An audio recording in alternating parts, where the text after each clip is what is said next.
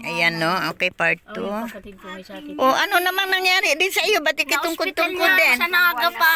Bakit? Anong sakit mo? Sa tiyan.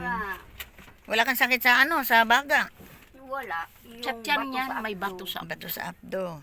Hindi ka rin ma-opera dahil ang bato sa abdo nga yun, pero yung laser la lang eh. Natakot na nga ako.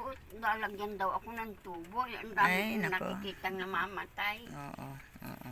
Dalawang bagay lang daw ang ano sa kanya. Kung hindi pantay ang paa ko matus. Sabi sa kanya. Di wag na lang. Pareho din yung patay. Ano? Pag kumatos. Ganun na lang. Ayan, Ate Bibi, no? Dahil may pinangako ko sa iyo pupunta talaga dito at may nagpapahatid po ng kaunting ayuda. Ako yung At alam mo noon Pasko ko pa sana pero di ako namili dahil alam ko ulan di ko kayanin dahil ang daanan Oo, ang daanan saka po baka no. ako madulas yun. Oo, Hindi buti na na- lang walang ulan May ngayon. ulan ka ako Mm. yun. Kaya ayan po nagpapaabot po si Sis Grita, no? Si Sis Grita J, ano? Taga Melbourne. Nagpapaabot po ng ayuda.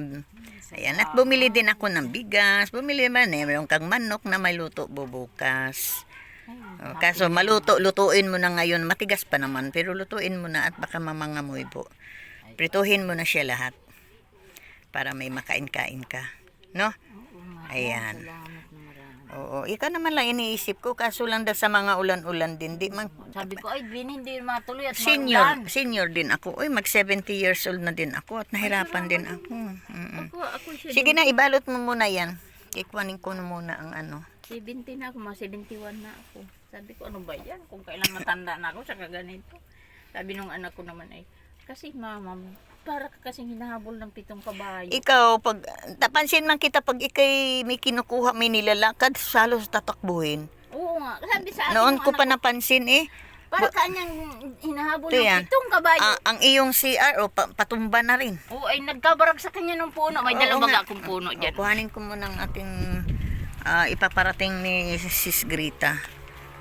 Ayan, titingnan ko muna ang CR. Wala, Ayan, grabe. patumba, pinagparap ko pa. Patumba na rin ang kanyang CR. Oh, wala na, Ate Bibi. Delikado ka nito, Ate Bibi. Namumunga yung puno na yan na ano, ay, nagkasurumba.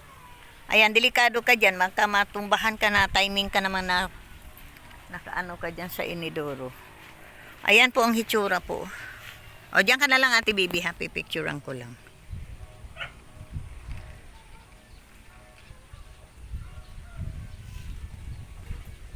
Ayan.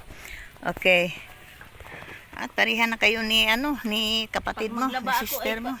Kasama pati pa, tagahawa ako mag-brush. Sus, Ginoo ko. Ako na lang maglaba sa iyong damit. Ay, sadya. Wala naman magandang lalabahan dito. Nagkakandaihi ako ba mga husos ng ganun, ng short. Kaya karamihan na labahan ko short. Inaano ko lang sa tubig. Na, medyo nangamoy na nga yung CR. Diyan ka, Ate Bibi. Ito po yung pabahay ko po, no, na binigay ko kay Ate Bibi. Ayan po ay wasak po ni Yuan.